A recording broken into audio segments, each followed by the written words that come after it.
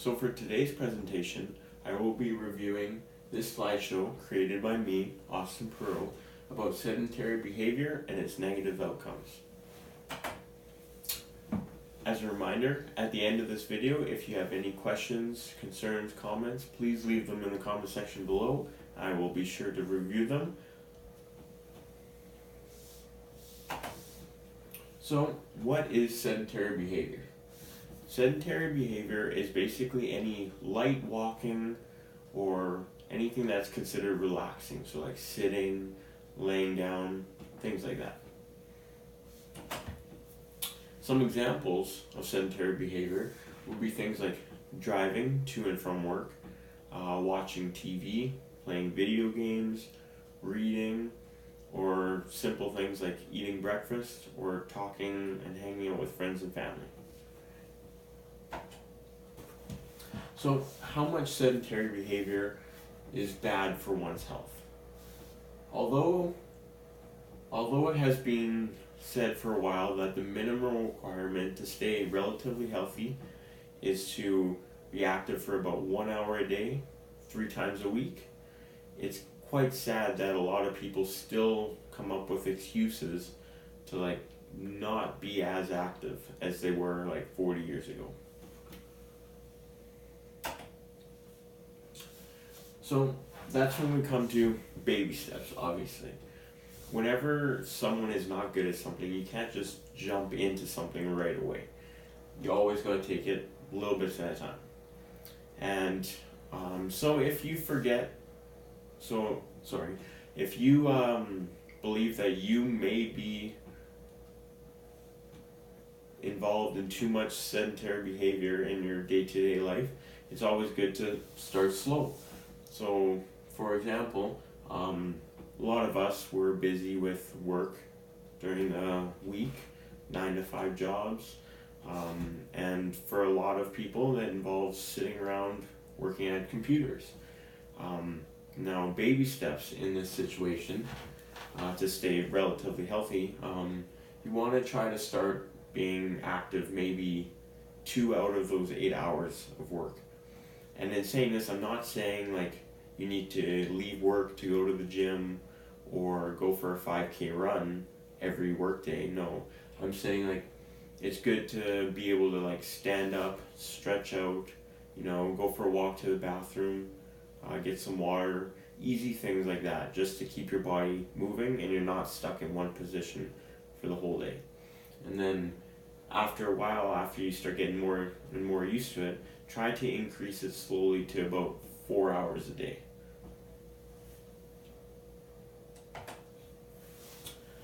So, physical problems due to excessive sedentary behavior.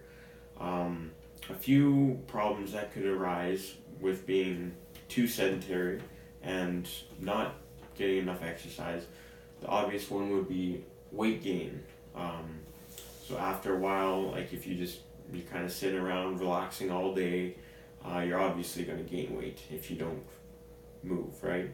And another thing would be cardiovascular disease.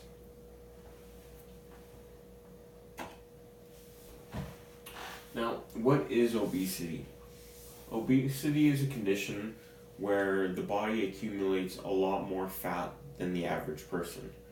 So basically, if a person begins to become more obese, they're going to have difficulties doing everyday tasks like simply walking around the house or doing house chores such as sweeping, doing the dishes, cooking food. Now, in extreme cases of obesity, sometimes it could be even hard to speak or just talk about how your day was without losing breath or not being able to finish your sentence. So basically, some people would want to talk and feel like they just ran a 10K run when all they're doing is talking about their day. So obesity, though, it's not an individual's fault all the time. Being obese a lot of the times happens when you're a child or a young adult, because at this stage roughly between 5 to 19 years old, you don't know exactly what's right and what's wrong. So instead, you follow kind of your mentors, your parents, adults you look up to, and just kind of take on the habits that they have. And a couple years ago, in 2016, the world roughly had about 124 million kids between the ages of 5 and 19 that were obese. Sadly, that is over 11 times the amount of children that were obese in 1975, which is 4 years ago. A lot of this could be like factors of the growth in technology and how kids live their lives now. Like a lot of people are more into like screen time and not focusing on being as active as they once were. As we take a closer look into this facts here, I built this little graph. As you can see, the portion in 1975 here is quite small. That there represents the 11 million kids that were obese back in 1975. Now, in 2016 here, we grow to about 124 million. So this here is just over 11 times the amount it was 40 years ago, sorry. Now, if we look into the future, of course, this one is just an estimate, but 40 years from now, in 2055, if we continue the same pattern of 11 times the amount of obese children in the world after 40 years, then we should be at roughly almost 1.4 billion kids that are obese in this world. So this brings me to my second point. What is cardiovascular disease now? So cardiovascular disease is basically when the body develops plaque inside of the coronary arteries, which will like kind of stop the body from producing blood around the body. So like the heart can't pump properly and can't get the portions of the body the blood they need.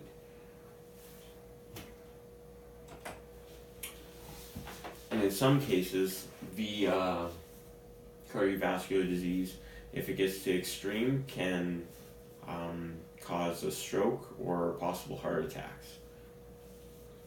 Now, is being sedentary worth the risk? So we all know that we all love relaxing, just hanging out, just especially putting our feet up after a long day of hard work. But is being sedentary all day, every day, really worth what you're getting out benefit-wise? Well, excessive amounts of sedentary behavior can actually increase the risk of cardiovascular disease by 147% compared to people that are active on a daily basis.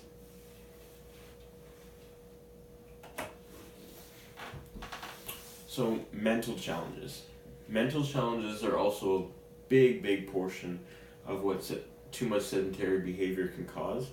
Obviously the obesity is something you could physically see, and the cardiovascular disease could be something you can feel inside your body. But when you think about mental challenges, a lot of times these are things people don't fully understand what's going on.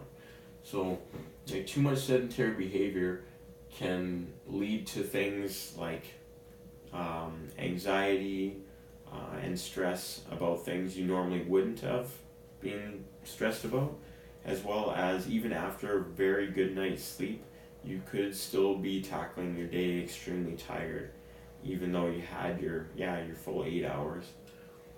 And also, with the contribution of being overweight in some cases, this could also bring your mental state a lot lower and could cause depression.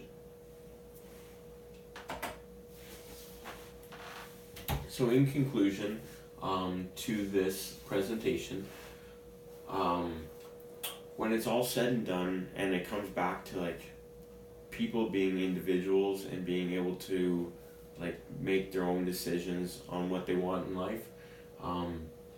Yes, sedentary behavior has its negative side effects, and like all these bad things could happen. But if people are aware of what's going on and consciously like focusing on like their day-to-day basis on how they're feeling and how much sedentary activity they're actually getting involved in, then it is a lot easier to be able to prevent these things from happening. And these here are my references to finish off this presentation. If you guys have any more questions or concerns that I maybe didn't answer during this presentation, yeah, don't forget to leave them in the comments below, and I will be sure to look at them in the next couple days. Thanks.